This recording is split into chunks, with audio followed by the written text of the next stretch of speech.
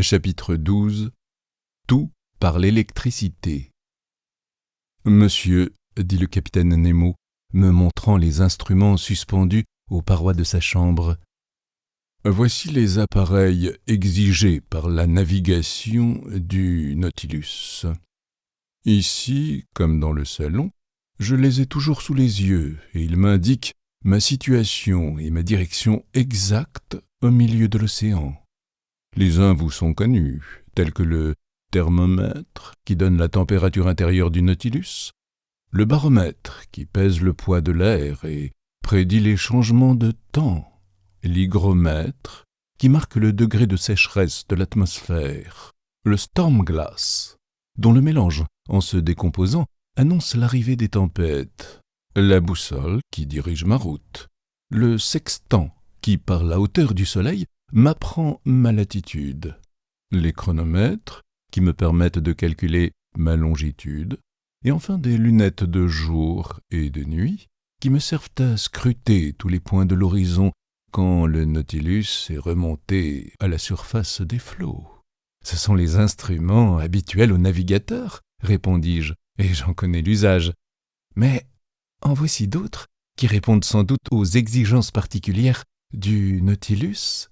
Ce cadran que j'aperçois et que parcourt une aiguille mobile, n'est-ce pas un manomètre ?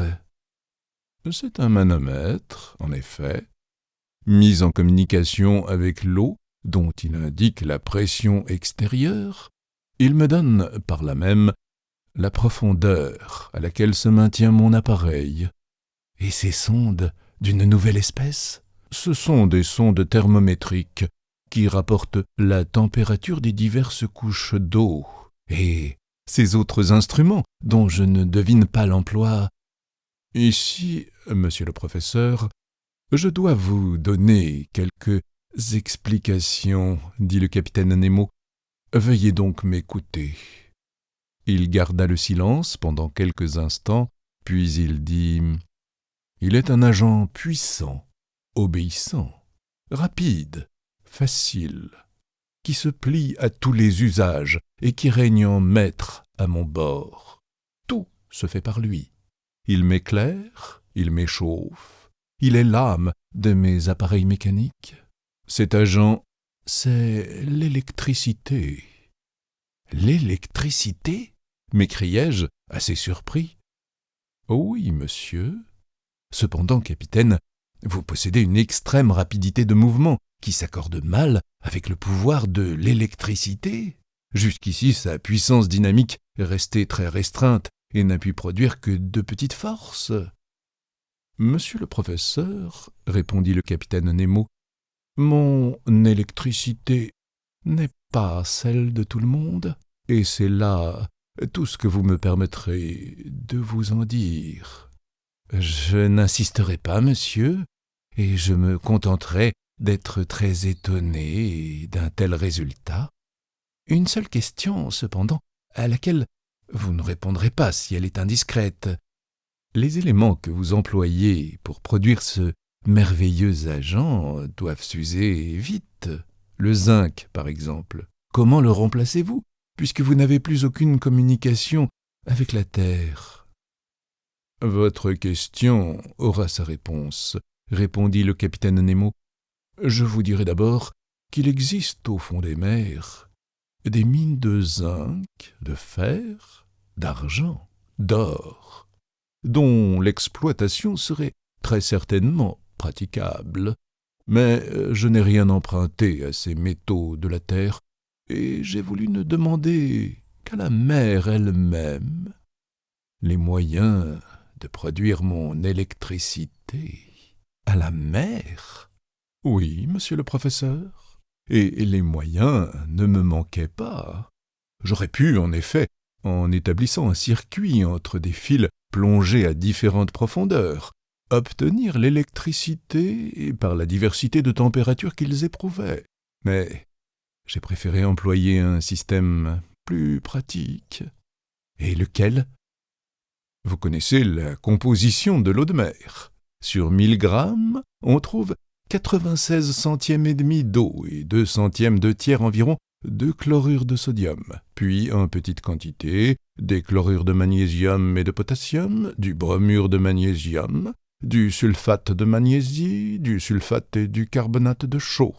Vous voyez donc que le chlorure de sodium s'y rencontre dans une proportion notable. Or, c'est ce sodium que j'extrais de l'eau de mer et dont je compose mes éléments. Le sodium ? Oui, monsieur. Mélangé avec le mercure, il forme un amalgame qui tient lieu du zinc dans les éléments benzène. Le mercure ne s'use jamais. Le sodium seul se consomme, et la mer me le fournit elle-même. Je vous dirai, en outre, que les piles au sodium doivent être considérées comme les plus énergiques, et que leur force électromotrice est double de celle des piles au zinc. Je comprends bien, capitaine, l'excellence du sodium dans les conditions où vous vous trouvez. La mer le contient. Bien. Mais il faut encore le fabriquer, l'extraire en un mot. Et comment faites-vous ? Vos piles pourraient évidemment servir à cette extraction. Mais, si je ne me trompe, la dépense du sodium, nécessitée par les appareils électriques, dépasserait la quantité extraite. Il arriverait donc que vous en consommeriez pour le produire plus que vous n'en produiriez. Aussi, monsieur le professeur, je ne l'extrais pas par la pile, et j'emploie tout simplement la chaleur du charbon de terre.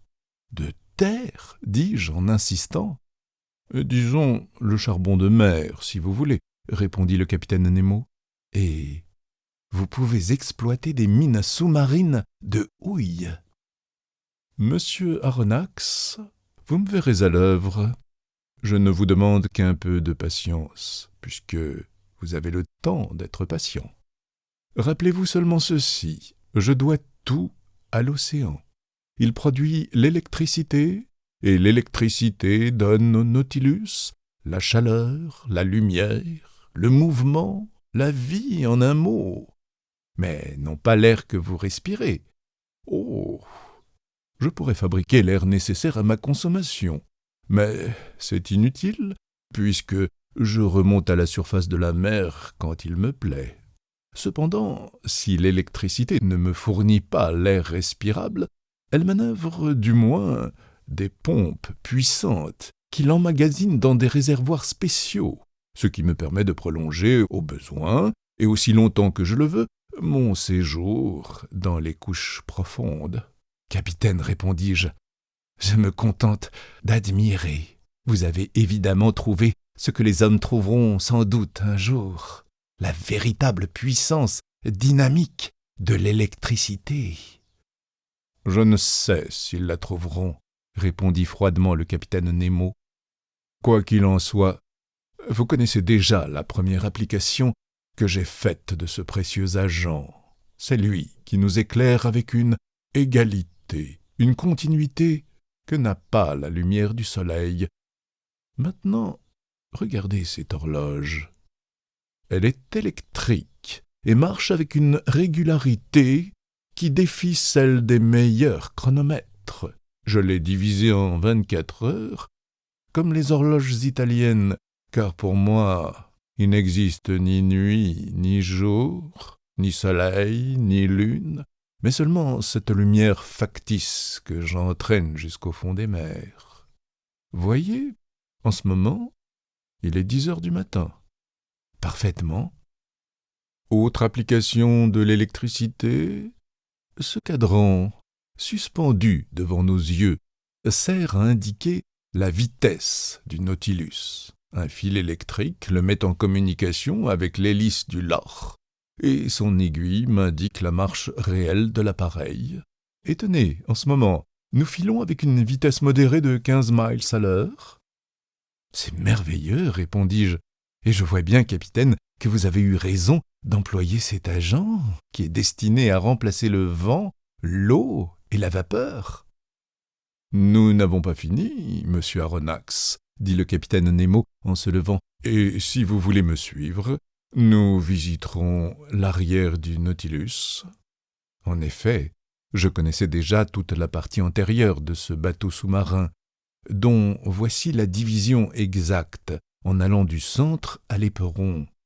La salle à manger de 5 mètres, séparée de la bibliothèque par une cloison étanche, c'est-à-dire ne pouvant être pénétrée par l'eau, la bibliothèque de 5 mètres, le grand salon de 10 mètres, séparé de la chambre du capitaine par une seconde cloison étanche, la dite chambre du capitaine de 5 mètres, la mienne de 2,50 mètres, et enfin un réservoir d'air de 7,50 mètres qui s'étendait jusqu'à l'étrave. Total, 35 mètres de longueur. Les cloisons étanches étaient percées de portes qui se fermaient hermétiquement au moyen d'obturateurs en caoutchouc, et elles assuraient toute sécurité à bord du Nautilus, au cas où une voie d'eau se fût déclarée. Je suivis le capitaine Nemo à travers les coursives situées en abord, et j'arrivai au centre du navire. Là se trouvait une sorte de puits qui s'ouvrait entre deux cloisons étanches. Une échelle de fer, cramponnée à la paroi, conduisait à son extrémité supérieure. Je demandai au capitaine à quel usage servait cette échelle. « Elle aboutit au canot, répondit-il. « Quoi ? Vous avez un canot ? Répliquai-je, assez étonné. « Sans doute. Une excellente embarcation, légère et insubmersible, qui sert à la promenade et à la pêche. Mais alors, quand vous voulez vous embarquer, vous êtes forcé de revenir à la surface de la mer. » « Aucunement. Ce canot adhère à la partie supérieure de la coque du Nautilus et occupe une cavité disposée pour le recevoir. Il est entièrement ponté, absolument étanche et retenu par de solides boulons. Cette échelle conduit à un trou d'homme percé dans la coque du Nautilus qui correspond à un trou pareil percé dans le flanc du canot. C'est par cette double ouverture que je m'introduis dans l'embarcation. On referme l'une, celle du Nautilus. Je referme l'autre, celle du canot, au moyen de vis de pression. Je largue les boulons et l'embarcation remonte avec une prodigieuse rapidité à la surface de la mer. J'ouvre alors le panneau du pont, soigneusement clos jusque-là. Je mâte, je hisse ma voile ou je prends mes avirons et je me promène. Mais comment revenez-vous à bord ? Je ne reviens pas, monsieur Aronnax. C'est le Nautilus qui revient. À vos ordres ? À mes ordres. Un fil électrique me rattache à lui. Je lance un télégramme et cela suffit. En effet, dis-je grisé par ces merveilles, rien n'est plus simple. Après avoir dépassé la cage de l'escalier qui aboutissait à la plateforme, je vis une cabine longue de 2 mètres, dans laquelle Conseil et Ned Land, enchantés de leur repas, s'occupaient à le dévorer et à belles dents.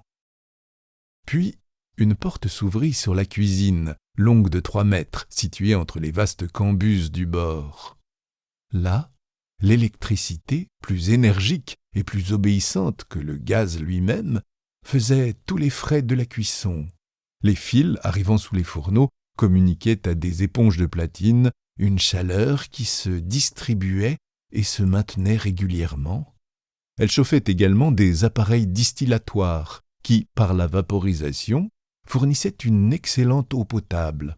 Auprès de cette cuisine s'ouvrait une salle de bain confortablement disposée et dont les robinets fournissaient l'eau froide ou l'eau chaude à volonté. À la cuisine succédait le poste de l'équipage, long de 5 mètres, mais la porte en était fermée et je ne pus voir son aménagement, qui m'eût peut-être fixé sur le nombre d'hommes nécessités par la manœuvre du Nautilus. Au fond, s'élevait une 4e cloison étanche qui séparait ce poste de la chambre des machines. Une porte s'ouvrit, et je me trouvai dans ce compartiment où le capitaine Nemo, ingénieur de premier ordre à coup sûr, avait disposé ses appareils de locomotion. Cette chambre des machines, nettement éclairée, ne mesurait pas moins de 20 mètres en longueur. Elle était naturellement divisée en 2 parties. La première renfermait les éléments qui produisaient l'électricité, et la seconde, le mécanisme qui transmettait le mouvement à l'hélice. Je fus surpris tout d'abord de l'odeur sui generis qui emplissait ce compartiment. Le capitaine Nemo s'aperçut de mon impression. « Ce sont, me dit-il, quelques dégagements de gaz produits par l'emploi du sodium, mais ce n'est qu'un léger inconvénient. Tous les matins, d'ailleurs, nous purifions le navire en le ventilant à grand air. Cependant, j'examinais avec un intérêt facile à concevoir la machine du Nautilus. « Vous le voyez, me dit le capitaine Nemo, j'emploie des éléments benzène et non des éléments Ruhmkorff. Ceux-ci eussent été impuissants. Les éléments benzène sont peu nombreux, mais forts et grands, ce qui vaut mieux, expérience faite. L'électricité produite se rend à l'arrière, où elle agit par des électroaimants de grande dimension sur un système particulier de leviers et d'engrenages qui transmettent le mouvement à l'arbre de l'hélice. Celle-ci, dont le diamètre est de 6 mètres et le pas de 7,50 mètres, peut donner jusqu'à 120 tours par seconde. Et vous obtenez alors une vitesse de 50 miles à l'heure. Il y avait là un mystère, mais je n'insistais pas pour le connaître. Comment l'électricité pouvait-elle agir avec une telle puissance? Où cette force presque illimitée prenait-elle son origine? Était-ce dans sa tension excessive, obtenue par des bobines d'une nouvelle sorte? Était-ce dans sa transmission qu'un système de leviers inconnus pouvait accroître à l'infini? C'est ce que je ne pouvais comprendre. « Capitaine Nemo, dis-je, je constate les résultats et je ne cherche pas à les expliquer. J'ai vu le Nautilus manœuvrer devant l'Abraham Lincoln et je sais à quoi m'en tenir sur sa vitesse. Mais marcher ne suffit pas. Il faut voir où l'on va. Il faut pouvoir se diriger à droite, à gauche, en haut, en bas. Comment atteignez-vous les grandes profondeurs où vous trouvez une résistance croissante qui s'évalue par des centaines d'atmosphères? Comment remontez-vous à la surface de l'océan?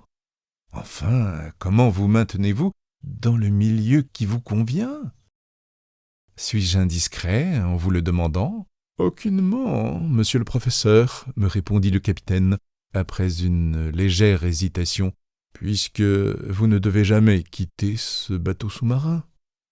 Venez dans le salon, c'est notre véritable cabinet de travail, et là, vous apprendrez tout ce que vous devez savoir sur le Nautilus.